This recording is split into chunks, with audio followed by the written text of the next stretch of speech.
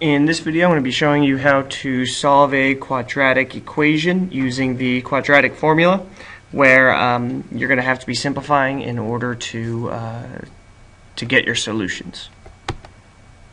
Alright, so suppose I'm asking you to solve for v. As with any type of quadratic, the very first thing we want this thing to do is equal 0. So the very first thing I'm going to want to do here is add this 4v to both sides, and I'm going to want to add this 5 to both sides.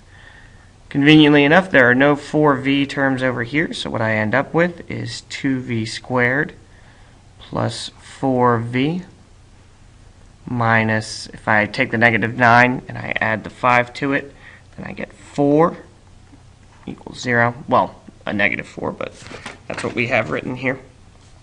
Alright, so now what I'm going to go ahead and do here is set up my quadratic formula, and I'm just going to kind of have this set off to the side because I'm just going to be plugging stuff into it.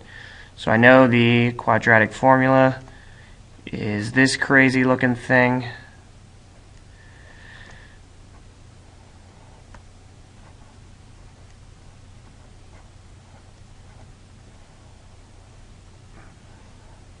Alright, so now what I'm just going to go ahead and do is plug stuff into it. And it's pretty obvious from here. My A value is going to be 2. My B value is going to be 4. And my C value is going to be negative 4.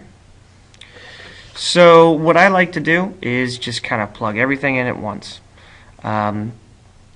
So I'm going to start with the minus b plus or minus the square root of b squared minus 4a, and it's really important we remember the sign for c, okay, because that's really important.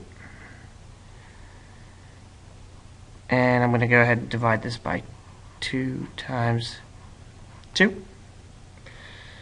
And now at this stage in the game, I'm just going to kind of start smushing things down here.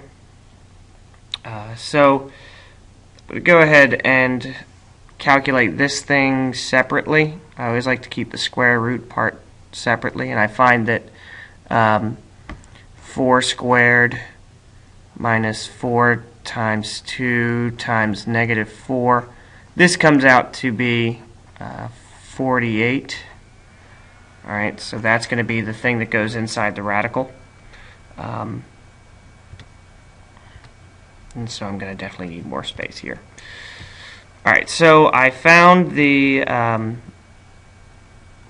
where a lot of the stuff ended up going, and I had negative 4 plus or minus the square root of 48, that's what goes under the radical, over 4. Well, what I'm going to go ahead and do now, square root of 48, I can tell just by looking at it that I'm not exactly done with this thing yet. So I'm going to pop this thing off to the side.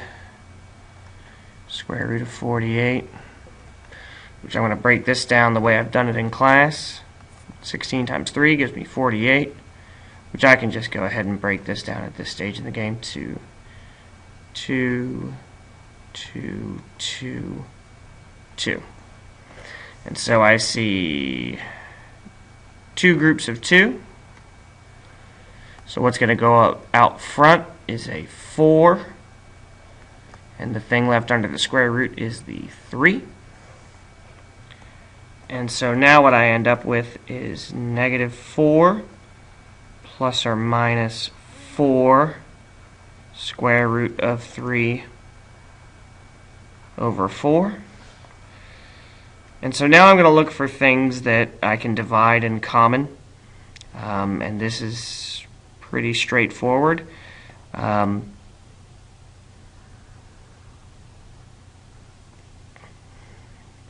see the 4s. They all have that in common, so this is going to reduce Or what I could even do is think of it like this.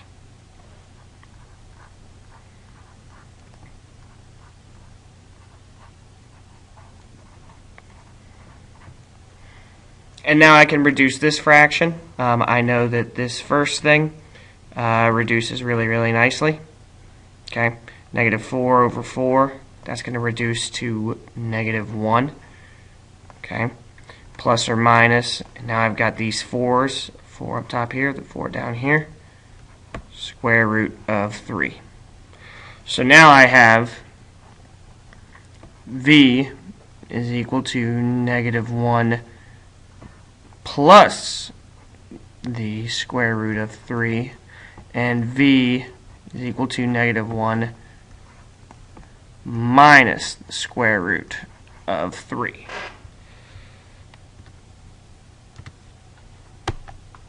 And so these are my solutions. If I think about these as a decimal, I can think about them like this. I'd have negative 2.732, etc., going on for for an infinite infinite set of unique digits. Basically, it's non-terminating. And then I'd have 0.732 non-terminating decimal.